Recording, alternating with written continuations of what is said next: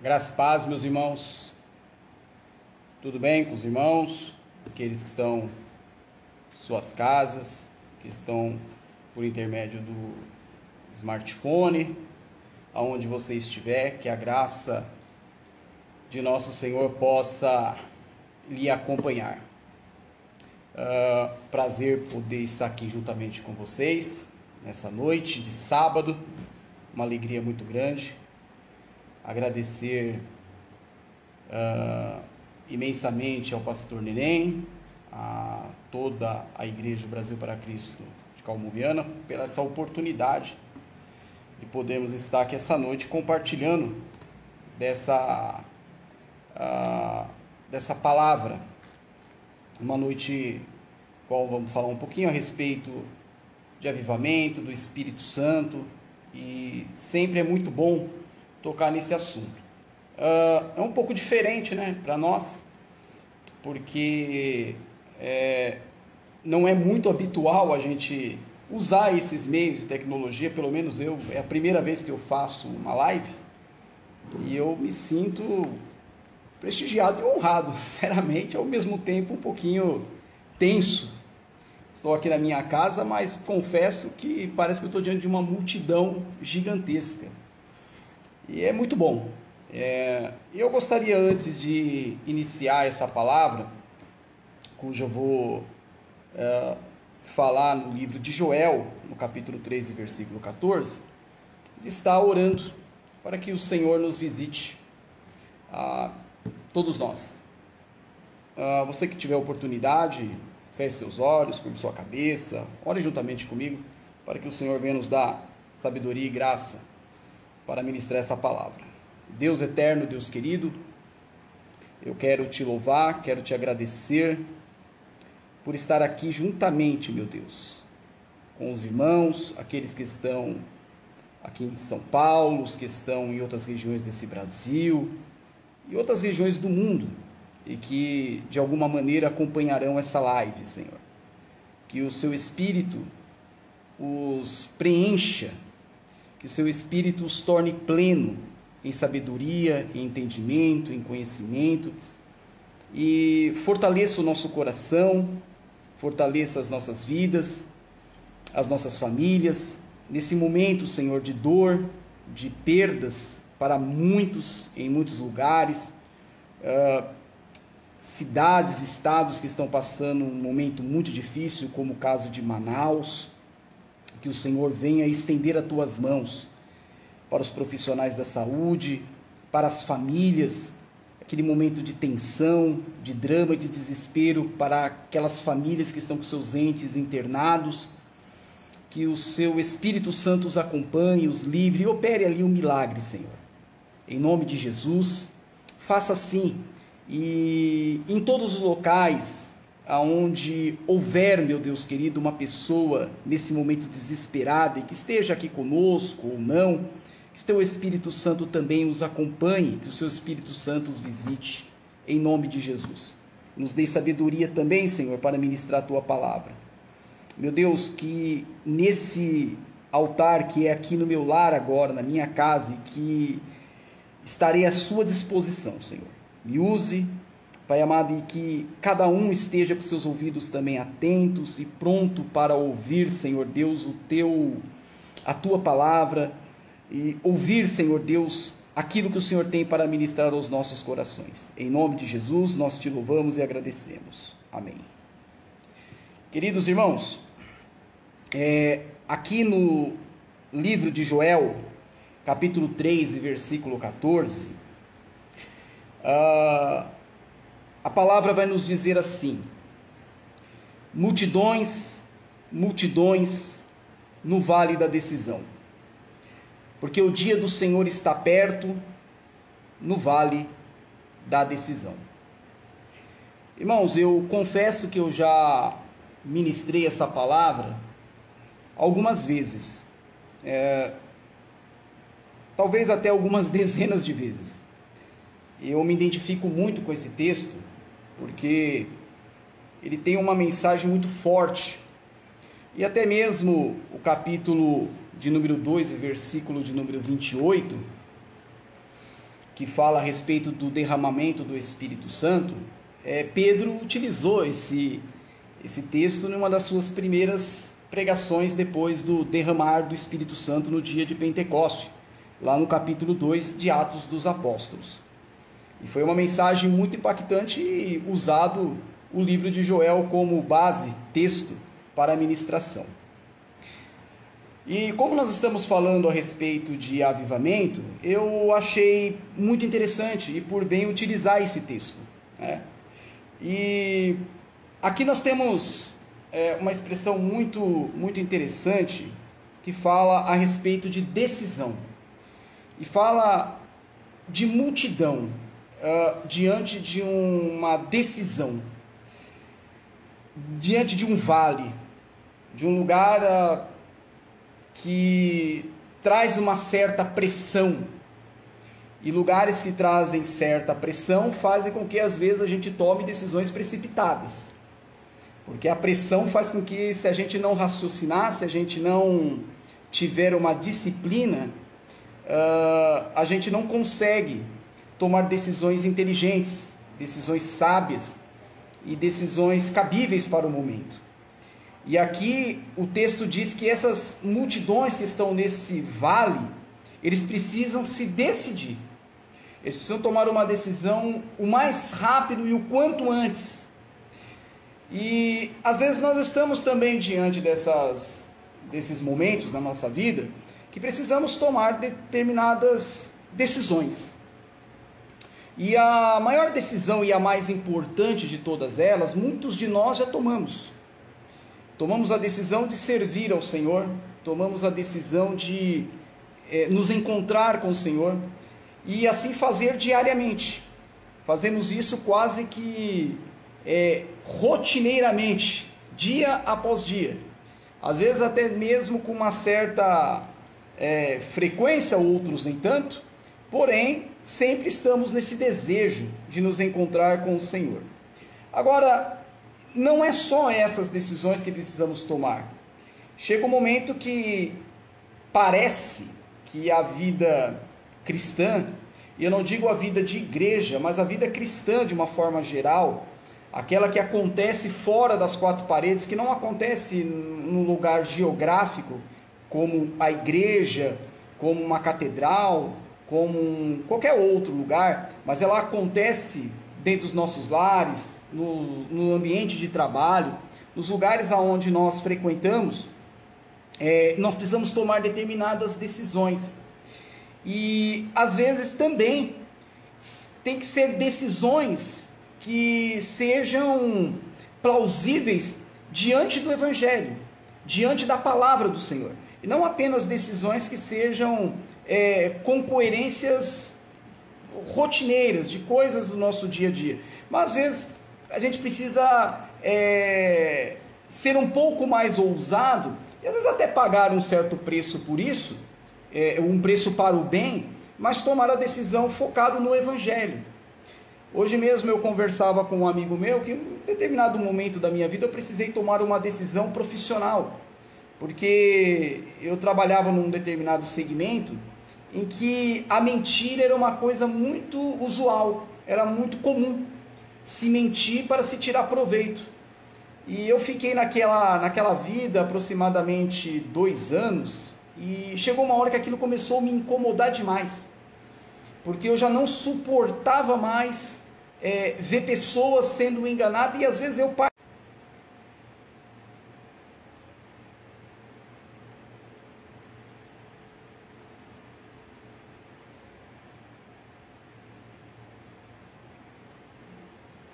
Graças a paz, irmãos. Tivemos um problema aqui. Deixa eu ver.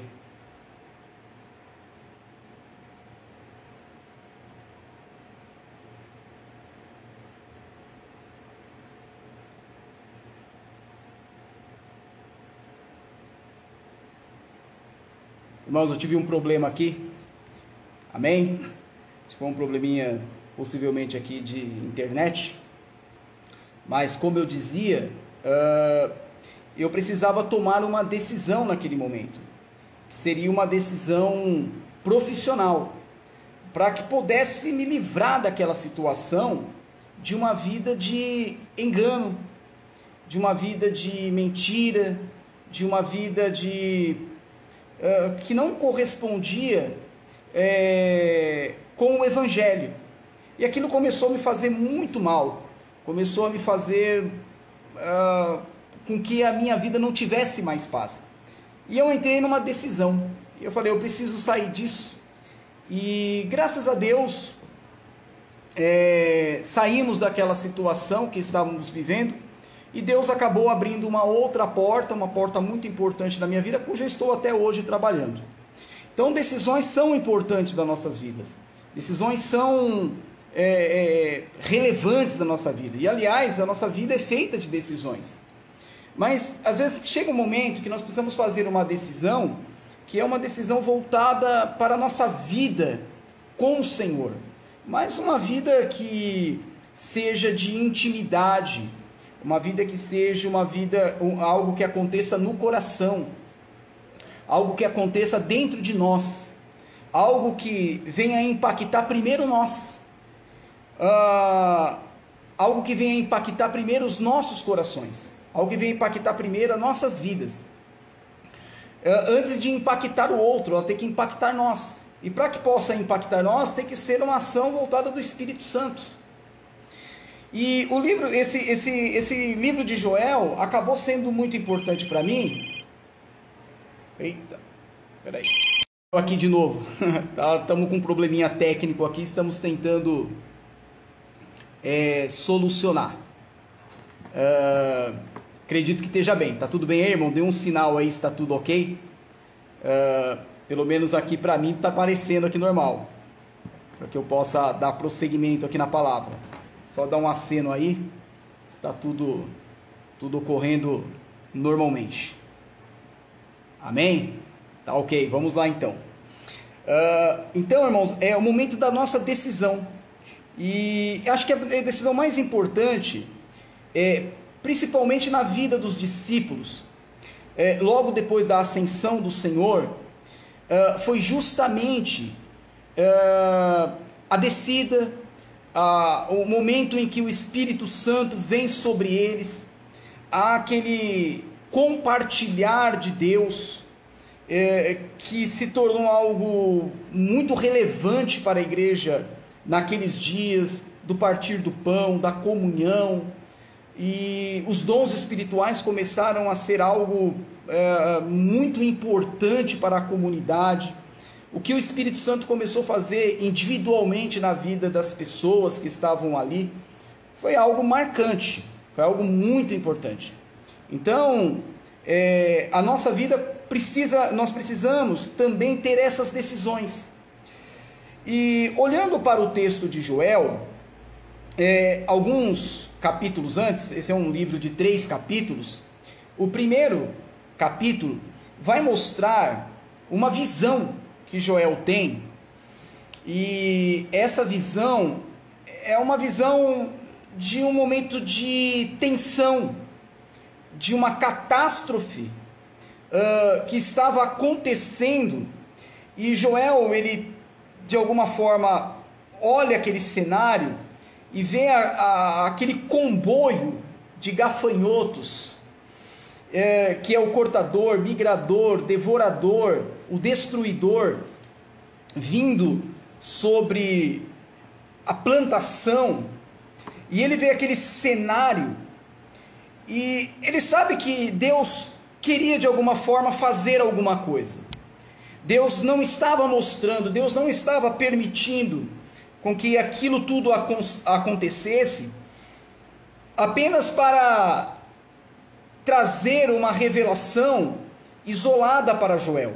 Era algo coletivo, era algo para mais pessoas, era algo que importava para muita gente. Tem coisas que acontecem na nossa vida e que traz um certo peso de dor, de preocupação para nós, mas que não servirá apenas de experiência momentânea para nós, mas servirá para que possamos abençoar futuramente outras pessoas, e aquilo que está acontecendo conosco também abençoará a outras pessoas de alguma forma, se assim nós perseverarmos no Senhor e formos até o fim. Então, quando ele olha aquilo, ele vê muita coisa ali que traz um certo simbolismo para nós nos dias de hoje. Porque tem as consequências. A destruição, ela traz consequências? Claro que ela traz consequências. Qual é uma das primeiras consequências que a destruição ela pode trazer para nós? Isso eu estou falando de uma maneira humana. Primeira consequência é tentar nos desestabilizar e tirar a nossa alegria. Fazer com que a nossa alegria ela venha ser dizimada.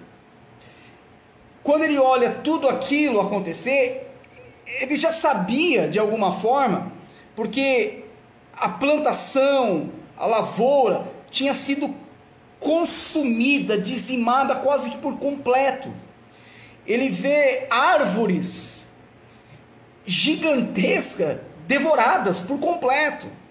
Ele vê um pé de milho destruído, ele vê uma árvore, ele vê a oliveira, ele vê a figueira, ele vê tudo aquilo acabado.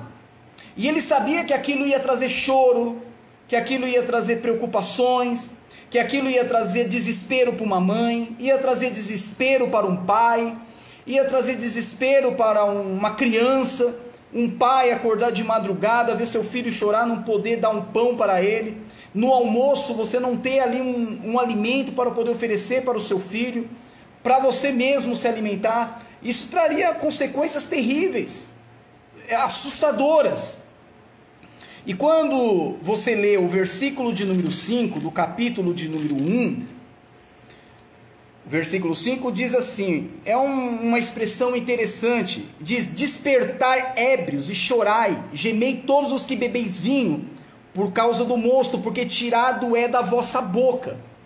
Então perceba que ele está dizendo a respeito de gente acostumada a se embriagar. Agora, presta atenção que ele diz, olha, o vinho é tirado da vossa boca. O vinho, na verdade, nas culturas, isso já vinha desde os primórdios, lá do princípio, o vinho sempre foi à mesa e quando se reuniam pessoas, grupos, o vinho era símbolo de alegria. O vinho era símbolo de contentamento e prazer. Mas o que ele está dizendo é que chegou o momento da nação que eles não souberam dosar, não souberam ter equilíbrio em relação à sua alegria. O vinho era para trazer alegria e não embriaguez. Era para trazer contentamento e não destruição de lares. E é o que e era justamente o que estava acontecendo. Porque quando nós estamos em momentos de ausência do Senhor, do Espírito Santo, e nunca que Deus nos abandona, mas sempre nós assim o fazemos, isso vai trazendo algumas consequências. Pode ver que a palavra do Senhor, ela nos diz que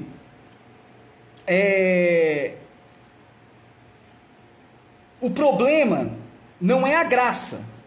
O problema é nós não sabermos administrar, porque a graça é a favor do Senhor.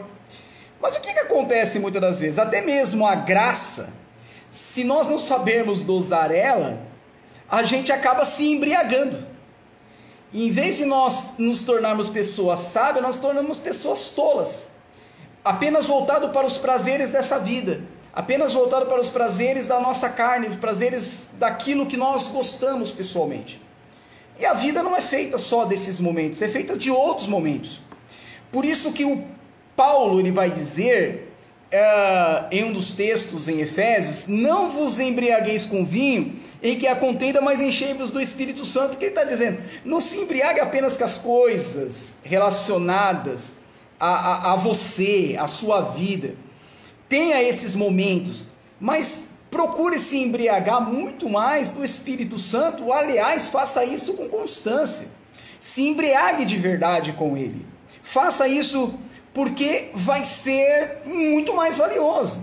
E ele vai dizer, olha, uma coisa é verdade, irmão, o vinho Deus dá, e naquela cultura, para Joel, o que Deus estava dizendo, olha, pode tomar ele, vai lá, ele está dizendo para eles, olha, tá lá, não tem problema vocês beberem esse vinho, está falando para Joel, não estou dizendo para nós aqui bebermos não, irmãos, mas está falando para Joel, olha, vai lá e tome o vinho de vocês.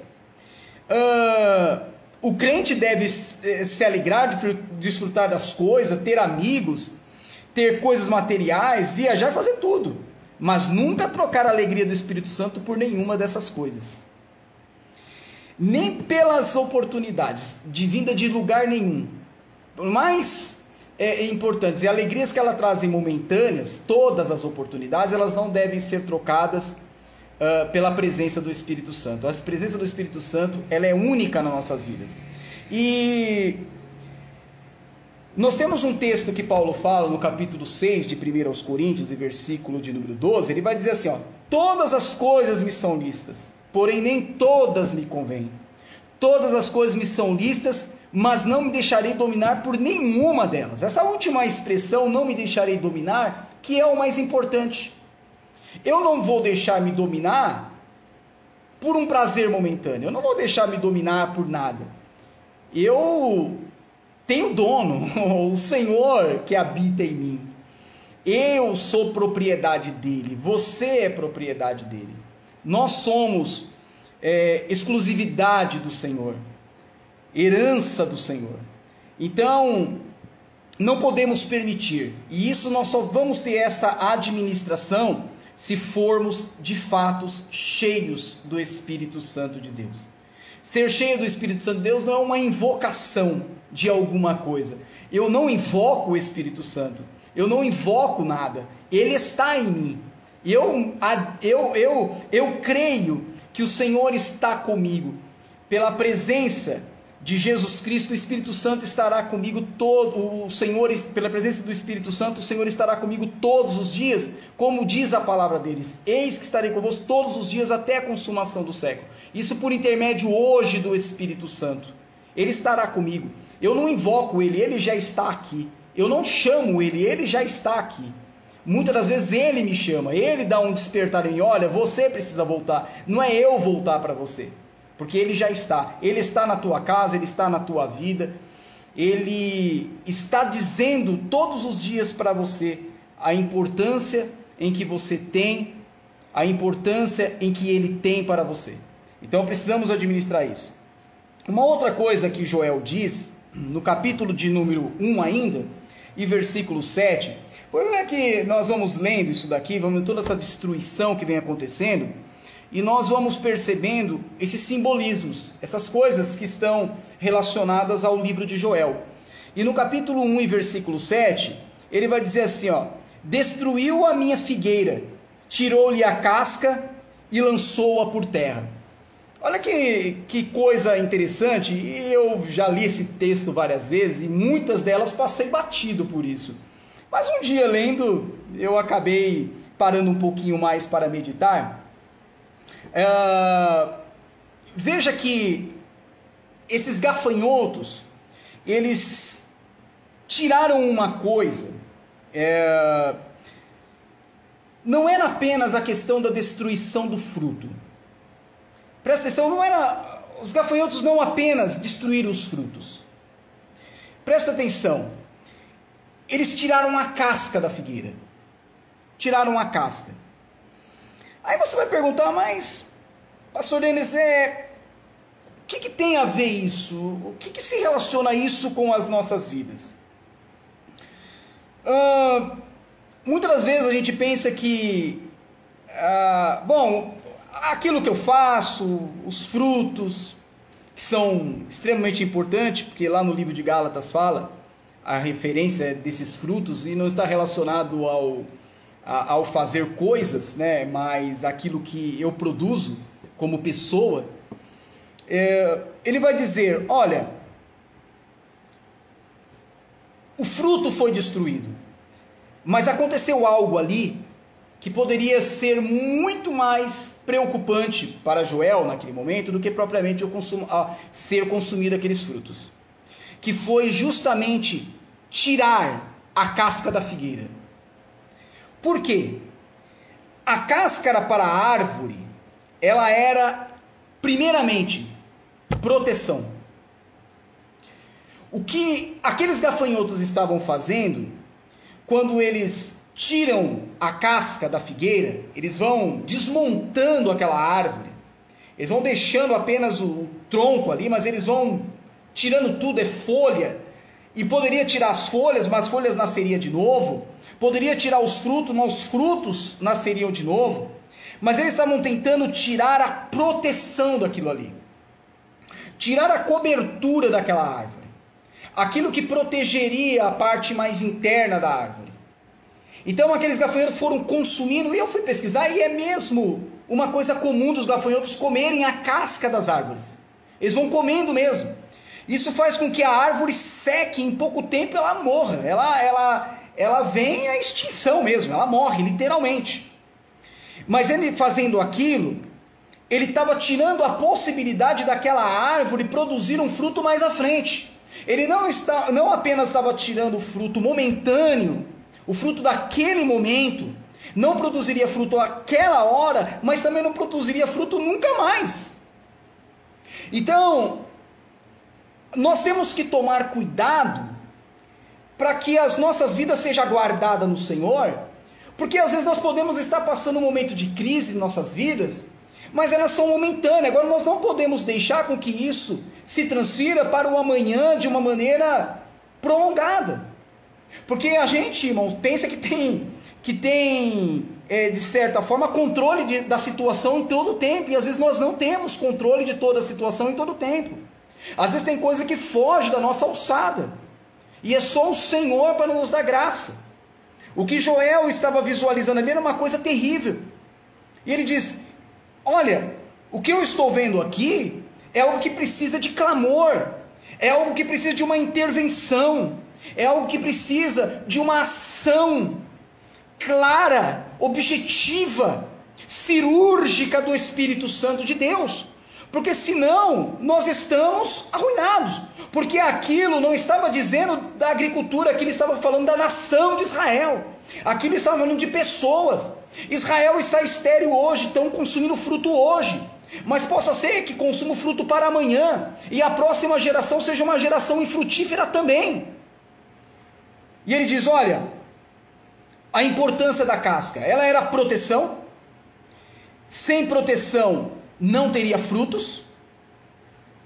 E quando nós olhamos a ação do Espírito Santo, irmãos, o Espírito Santo ele é chamado, ele tem um dos seus títulos, mas ele é chamado de Espírito Consolador. Não apenas aquele consolo de colocar você no colo, te tomar pelas mãos, mas algo muito mais relevante do que isso. É de momento, é de todo dia, é de presença. Ele é o Espírito Consolador. Quem não precisa da presença do Espírito Santo agora? Quem não está precisando nesse momento do Espírito Santo? Aliás, quantas pessoas milionárias, ricas, pobres, ou sei lá, estão em qualquer lugar e que nesse momento estão em desespero. E que se tivesse esse Espírito, a presença dele, estariam em uma outra situação nesse momento. Estariam talvez cheios de esperança como eu e você estamos nesse momento. Mas não tem essa oportunidade. E nós não podemos perder esse foco de entender que o Espírito é o Espírito Consolador, de entender que a nossa proteção é o Senhor, a nossa cobertura não é uma instituição religiosa.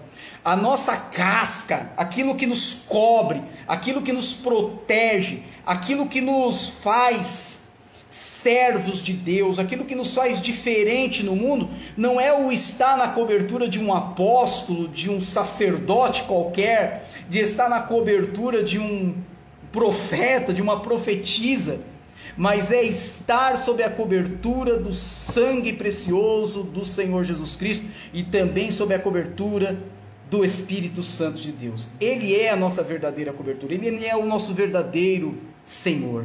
É Ele, não é nada. Quando venderem essa ilusão de que alguém é a sua cobertura, meu irmão, não é a sua cobertura. A sua cobertura é o Senhor, a sua proteção é o Senhor, o seu escudo forte é o Senhor. Como diz o Salmo 91, 1000 cairão à tua direita, 10.000 à tua esquerda, mas tu não serás atingido. Por quê? Porque é o Senhor a tua proteção, é o Senhor o teu guarda. Aliás, a palavra do Senhor diz: se o Senhor não guardar a cidade, em vão vigia a sentinela. Até nisso, até nas coisas básicas da vida, o Senhor tem que ser. Se também não funciona. Então imagina na sua vida espiritual. O Senhor te guarda, o Senhor te protege. Por isso que Efésios também fala das armaduras de Deus, né? Então, a tua cabeça está protegida, o teu peitoral está protegido, você está coberto, protegido, guardado no Senhor Jesus Cristo. E quando fala também de tirar alguma coisa, irmãos, nós estamos falando também de roubar alguma coisa, porque essa proteção também, ela diz muito respeito daquilo que tem que ser a minha preocupação e a tua preocupação. É a preocupação de buscar no Evangelho, buscar na palavra do Senhor alguma coisa que faça com que a nossa vida cristã seja uma vida diferenciada. Nós não somos diferentes porque temos um símbolo no nosso carro escrito: Jesus Cristo é o Senhor. Nós não somos diferentes porque lá na nossa casa o muro esteja pintado lá: o Senhor é meu pastor e nada me faltará. Também não será diferente porque a tua Bíblia está aberta no Salmo 91. E muito menos será diferente por qualquer outra razão parecidas como essa. Mas a tua vida será diferente quando nós fazemos como a ordem do Senhor para Josué: medita nesta palavra de dia e de noite, para que te conduzas e que te vá bem. Isso é a palavra do Senhor.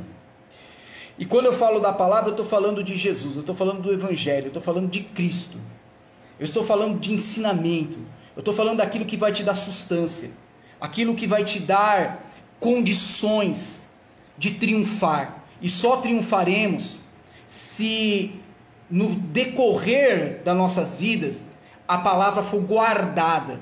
Por isso que o salmista, ele diz: olha, eu não guardei. Você pode prestar atenção que os salmos lá, que diz, olha, ele não diz eu guardei a tua palavra, não, eu escondi a tua palavra no meu coração, para não pecar contra ti. Eu escondi. Isso não quer dizer que estejamos livres de errar, mas isso quer dizer que não estaremos de forma alguma ausentes de qualquer momento sermos impactados pelo Espírito Santo e em nosso coração se encontrar e se achar espaço para arrependimento para os nossos erros.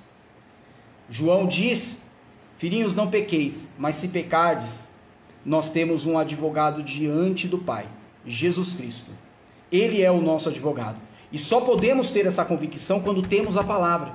Quando não temos a palavra, caímos no desespero da perdição de Judas. Mas ainda quando guardamos a palavra e a convicção e a certeza, podemos estar em mar, despidos como Pedro, mas ouviremos uma palavra e certamente retornaremos. Nos envergonharemos em certo modo, porque o arrependimento faz com que nós nos envergonhemos. Mas é processo do arrependimento. Mas logo o Senhor nos cobrirá. E no Senhor encontraremos espaço para o perdão, e a palavra dele vai nos tornar pleno novamente. E o Senhor vai fazendo um milagre, vai restaurando, vai devolvendo aquilo que o devorador cortou. Não vai devolver para você um carro apenas, não vai devolver para você uma casa apenas, não vai devolver para você um bem material, vai te devolver a vida com o Senhor em plenitude. E é o que nós estamos precisando nessa noite: ser restaurado em plenitude, mas não em plenitude de coisas, porque talvez coisas você tem, mas ser restaurado na plenitude da palavra novamente, ter prazer na palavra, ter prazer na oração, ter prazer em viver com o Senhor, em nome de Jesus. Vamos aqui, irmãos, que o horário, eu estava tenso com o horário, eu falei, meu Deus, hoje acho que o horário não vai passar nunca, eu vou começar a ministrar 8 horas, vai dar 10, mas não chega a 9, mas já são 8h35, né? Vê como o tempo passa. Bom, irmãos, uma outra coisa, são muitos detalhes aqui que Joel vê, se você for lendo, mas eu não vou ter tempo de trabalhar tudo.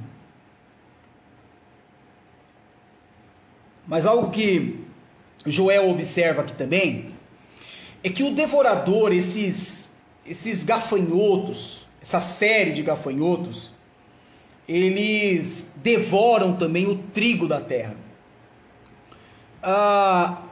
Eu fui analisando, fui aqui tentando entender esse mistério de Deus e como que o trigo ele faz parte do contexto das histórias e parábolas de Jesus, né? E como é normal Jesus usar exemplo do trigo, e como fazia parte também da dieta básica de um judeu, o trigo, né? Era muito importante na mesa de um judeu. O trigo, em primeira instância, ele fala daquilo que é alimento. E por que eu estou falando isso? Porque se você pegar o Evangelho, Jesus ele compara-nos, seus discípulos, ao trigo. Ele faz uma comparação ao trigo. Ele diz, olha, o campo que foi semeado trigo, e quem semeou foi o Senhor. E semeou o quê? O trigo. Quando o Senhor te chamou, porque isso é obra do Espírito Santo, irmãos. Ele semeou o quê? Ele semeou o quê? Ele semeou trigo. Ele semeou gente que alimentaria. Ele semeou alguém que seria alimento em algum momento para alguém. Serviria de sustância. Você não percebe, mas isso eu já tive várias experiências disso, de estar em lugares do meu ambiente de trabalho, como eu trabalho na rua, atendimento ao público, muitas vezes já passei por lugares, acabei aleatoriamente, no meu entender, falando coisas que serviram de consolo, de alimento para pessoas que eu nem imaginava. E não foi em cima de um púlpito de igreja, não foi numa live como essa, não foi usando um texto de Facebook, foi falando aleatório. Cheguei no lugar, abri a boca, falei, amém, glória a Deus. Alguém ali ficou impactado, aquela coisa, e Deus usou, falou por a minha boca, e eu fui embora. Só fiquei sabendo tempo depois do que o Senhor fez. Aquilo que estava na minha vida serviu de alimento, mas foi eu? Não, foi o Espírito Santo. Porque eu sou trigo. Eu entendo que sou trigo. Às vezes a gente quer dar um de doido, comportamento de joio, né? Mas somos trigo em nome de Jesus. Claro, brincando, irmão, mas de forma alguma ser joio, né? Claro. Agora, o trigo fala daquilo que tem que estar dentro de você. Ninguém tem que olhar para você e ver um pé de trigo, mas tem que olhar para você e ver você com as características de um trigo, como eu vou falar agora. O trigo fala daquilo que tem dentro de mim e fala daquilo que está dentro, que estava na mesa de um judeu. Mas presta atenção, está na mesa quando? Estava na mesa no momento de alegria e estava na mesa no momento de tristeza. Olha que coisa interessante. Um judeu, ele se alimenta estando triste ou estando alegre. Ele come trigo estando alegre e estando triste. Estava lá. Estava lá de manhã, estava lá à tarde, estava lá à noite, e estava lá de madrugada. O trigo é uma das bases para se fazer pão. O trigo é uma das bases para se fazer bolo. O trigo é uma das bases para se fazer muitas coisas. Então ele estava lá na mesa, todo o tempo. Eu sou trigo de manhã, sou trigo à tarde e sou trigo à noite. quando eu estou em crise, eu também sou trigo. E quando eu estou em momento de alegria, eu não deixo com que a alegria se extravase de tal forma na minha vida que eu deixo de ser trigo para ser outra coisa. De forma alguma, continuarei a ser trigo em nome de Jesus, em todos os momentos da minha vida. E o que o Joel contempla é que o trigo tinha sido consumido. Veja que coisa! Não se encontrava mais. Veja que em Israel, principalmente nos dias de Juízes, Israel sempre foi um grande produtor de trigo. O que que os midianitas, o que que os filisteus, o que que aqueles povos tinham o prazer de fazer? Ir lá e roubar o trigo de Israel. Porque trigo, ele é um alimento, ele é um condimento muito importante na dieta, na cozinha, em qualquer outro lugar. E dado também porque ele não serve apenas para o alimento em si, né? Mas ele também serve para tantas outras coisas. E quando se fala dele como sendo a minha referência a ele está falando daquilo que faz com que a minha vida seja diferente. Na questão da produção, eu fui chamado para dar fruto. Olha o que diz: vocês foram chamados para que deis fruto, e o que o vosso fruto permaneça. Olha que coisa interessante. Foi chamado para que o vosso fruto permaneça. E que fruto que é esse? Se eu sou trigo, eu tenho que dar alguma coisa, eu tenho que oferecer alguma coisa. Agora, uma outra coisa interessante para a gente já caminhando aqui, irmãos, é que o trigo, ele é tão visado, lá na parábola, na conversa que Jesus está tendo, fala, o trigo ele foi semeado pelo Senhor. Agora, veio à noite o inimigo e semeou o joio. Olha que coisa interessante. O joio foi semeado lá, e o joio e o trigo crescem, e o joio, à semelhança do trigo, também cresce. Naquela parábola fica claro o que o Senhor está propondo, que não é para se arrancar, não é para se tirar. Está lá na parábola claramente. Não se arranca um, porque por detrimento de se arrancar um, você pode arrancar aquilo que é bom. Deixa que o tempo mostrará quem é quem. O trigo ele se diferencia do joio e tem umas características do trigo muito interessante, que fala muito da nossa vida espiritual. O trigo, ele se diferencia do joio quando? O trigo ele se diferencia do joio nos vendavais e nas tempestades. Presta atenção, quando que o joio e o trigo se diferenciam? Nos vendavais e nas tempestades.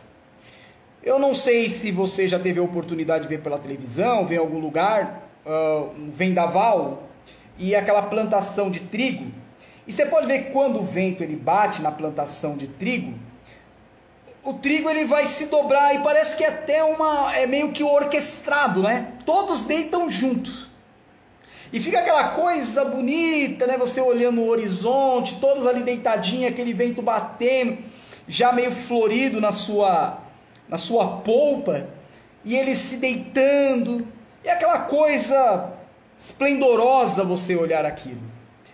Porém, o que diferencia então? Bom, o que diferencia o trigo do joio é que o trigo, em meio às tempestades, ele se dobra.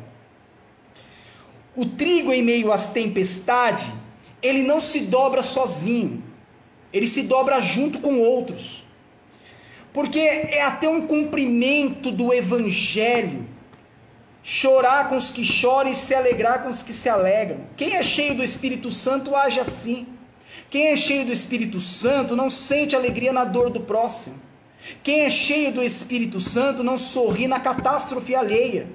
Quem é cheio do Espírito Santo sorri quando alguém está sorrindo. Isso é uma regra básica. E o trigo, ele age assim. Se deitou, se o meu companheiro ali se deitou, se dobrou, eu estou me dobrando junto com ele, estou indo junto com ele. Agora, o que diferencia o joio nessa questão? É que o joio, ele não se dobra. Quando bate a tempestade, o joio, ele fica lá. Bate a tempestade, ele não se dobra. Ele se permanece lá quase que intacto. Porque ele tem na sua estrutura uma estrutura que aparentemente resistente. Mas ele não tem resistência. Ele não tem fruto. Porque quem não se dobra não produz fruto. Quem acha que é trigo e que não tem condição de se dobrar, não vai produzir fruto, porque só vai produzir fruto quem se dobra. Quem ora, quem clama, quem geme, produz fruto. O Senhor honra. A palavra do Senhor diz que o Senhor dá honra a quem tem honra, né? Dá honra a quem tem honra. E o Senhor exalta quem se humilha, mas abate o exaltado. Então o trigo, ele realmente, ele se dobra nesses momentos, e o joio, ele permanece lá. Porque a estrutura do joio, aparentemente, ela é ressecada. Porque quando o joio, ele bate a vendaval nele, se ele não se dobrar, ele quebra. O trigo, ele não quebra. O trigo, ele vai até lá embaixo, depois ele volta de novo para o lugar dele. E assim somos nós na presença do Senhor. Bate as tempestades, nós vamos, deitamos. Aparentemente parece que acabou, daqui a pouco o Senhor nos coloca de pé de novo e estamos lá. E detalhe, o vendaval bate, vamos até embaixo e estamos cheios de fruto. E pensa que o fruto se perde? O fruto não se perde. Quando volta de novo, o fruto está lá, porque o fruto não é nosso. O fruto é para alimento, o fruto é para que o Senhor venha e é do Senhor. É para ser usado para o Senhor, é para a glória do Senhor, e só frutifica quem o Senhor quer. Como diz o apóstolo Paulo: eu plantei, o outro regou, mas quem deu o crescimento foi o Senhor. Crescimento vem da parte de Deus. Agora o trigo não, o joio não, o joio vai, se dobra, o joio vai, não se dobra de jeito nenhum, também ele quebra, ele se arrebenta. Meu irmão, não tem jeito. Então o Senhor nos chamou para isso, para a glória e honra do nome do Senhor. Uma outra coisa, irmãos, para nós já irmos para o final aqui, que eu tenho que fazer um momento de oração juntamente com os irmãos. Ele diz, olha, duas coisas que aconteceram aqui muito interessantes, irmãos. O fruto da oliveira e da romeira se perdeu. Olha que coisa interessante. O azeite extraído da oliveira, ele era muito importante porque era utilizado para várias coisas. Então, você pode perceber aqui vários simbolismos aqui, né, nesse texto, nessa palavra. O azeite era usado para alimento, o azeite extraído da oliveira era usado para gerar luz, o azeite extraído da oliveira era remédio, o óleo extraído da oliveira era utilizado para ungir pés dos hóspedes, era utilizado para preparação até mesmo fúnebres de sepultamento, era utilizado para consagrar utensílios do templo e era utilizado para consagrar reis e profetas, e era também consagrar sacerdotes. Então esses azeites eram utilizados para várias coisas.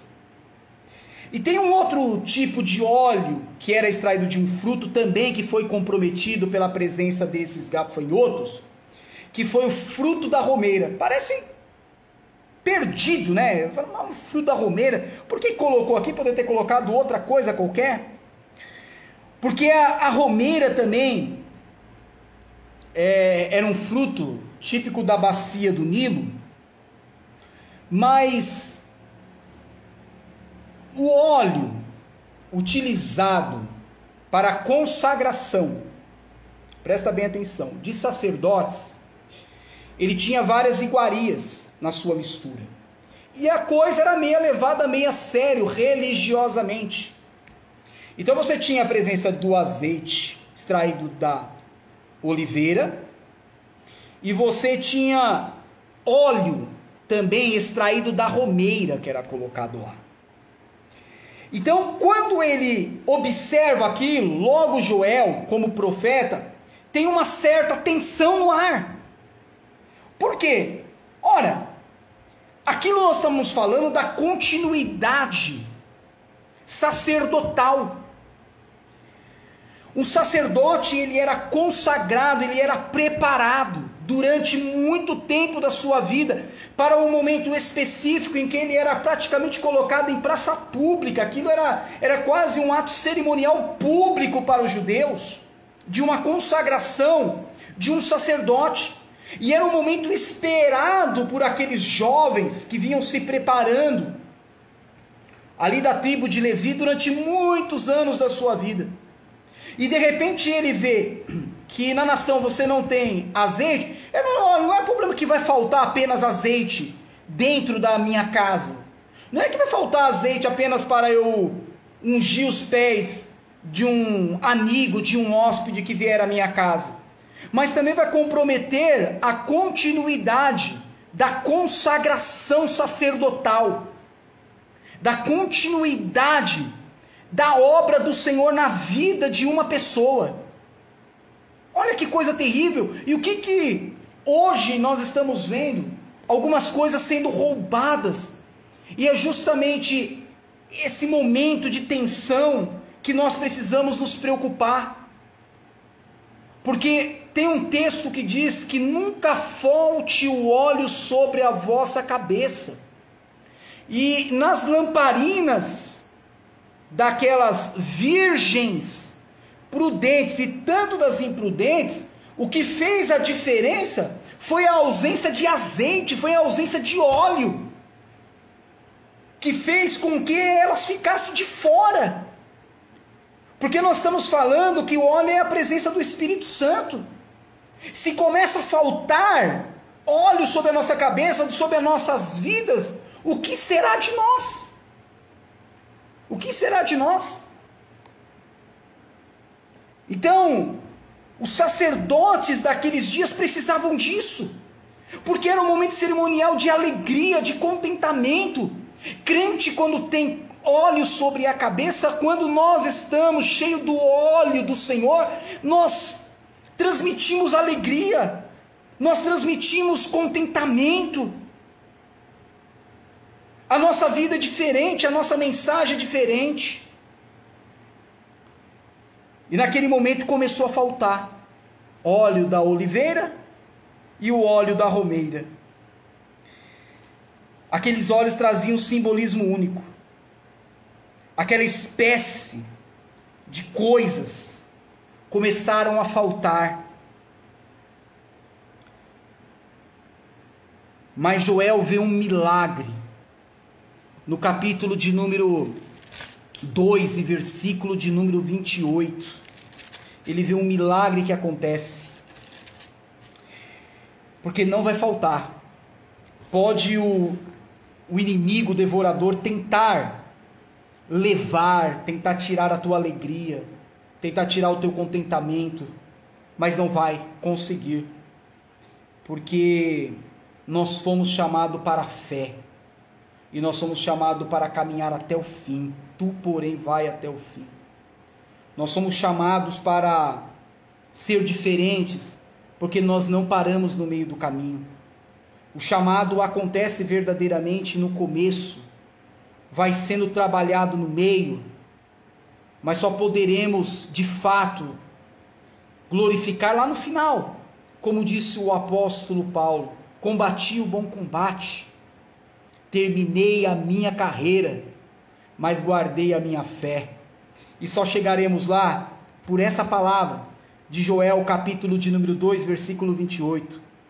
E há de ser, depois, tudo isso vai passar, essas dores, essas tristezas, essas coisas da vida vai passar, e há de ser depois, derramarei o meu espírito sobre toda a carne. E nós somos fruto desse derramar. Esse toda a carne, eu estou incluso nele você também, e vossos filhos também, e vossas filhas profetizarão, os vossos velhos terão sonhos. Olha que coisa linda, profetizarão, velho tendo sonho, vai estar chegando no fim da vida, mas eu continuo sonhando ainda, e vossos jovens terão visões. Aleluia. Então é para isso que fomos chamados, e é assim que nós vamos concluir aquilo pelo qual o Senhor nos chamou, para a glória do nome dele. Então, no vale dessa decisão, eu tomei a minha de observar várias coisas, mas a maior decisão que eu tomei foi a de estar em um lugar, como um sacerdote que foi preparado lá do começo, no meio foi preparado, foi trabalhado, para que a palavra chegasse até ele, e que fosse derramado um azeite sobre a sua cabeça. Por isso que a Bíblia diz: nunca falte óleo, porque esse óleo era deitado sobre a cabeça, o óleo que era extraído da oliveira, mas que tinha especiarias como a romeira, e que também não podia faltar. Ele era derramado sobre a cabeça, como diz o Salmo de número 133, era derramado sobre a cabeça, e que descia sobre a barba e sobre a veste de Arão, ela ia encharcando tudo. Glória a Deus. O Espírito Santo visite você na tua casa agora e te encharque, em nome de Jesus, do óleo dele, do Espírito Santo, que desça sobre o teu cabelo, sobre a tua cabeça, sobre a tua roupa, se tiver gravata, de gravata, sem gravata, sobre a sua blusa, camiseta, onde você estiver, que vai derramando tudo, completando você e deixando você pleno nessa noite. Aleluia. É para isso que foi chamado, e ele vai derramar. E eu gostaria aqui nesse momento de fazer essa oração final. Tenho aqui 3 minutinhos para concluir essa mensagem. Que o Espírito Santo te visite aonde você está agora. Não é eu que vou visitar, porque eu estou aqui. Eu não tenho possibilidade nenhuma. A minha voz está chegando aqui por intermédio dessa tecnologia. Mas o Espírito Santo não precisa dessa tecnologia para nos visitar. O Espírito Santo não precisa de Wi-Fi para nos visitar. O Espírito Santo não precisa da TIM, da Claro, da Vivo para nos visitar. Ele não precisa de nada disso. O Espírito do Senhor sopra aonde quer. E a obra dele foi sendo feita com internet e sem internet, todos os dias. Hoje temos uma grande ferramenta sobre nossas mãos. Mas ele vai te visitar independente de qualquer coisa. É ele que vai te visitar agora em nome de Jesus. Feche seus olhos e vamos fazer essa oração final. Espírito Santo de Deus, obrigado por essa palavra que o Senhor trouxe para nós nesta noite, Pai. Eu aqui do meu lar, eu aqui da minha casa, eu não sinto apenas a Tua presença. O Senhor está aqui de fato e esteve aqui comigo todo dia. Os meus acertos, os meus erros, o Senhor esteve aqui. Talvez passou-se desapercebido muita coisa no ano passado, Deus. Mas nesse ano traga um fortalecimento para nós. Traga uma chama que venha a ser acesa, Pai, dentro de nós. Porque entre outras coisas também, o óleo era combustível. O óleo do Senhor era combustível.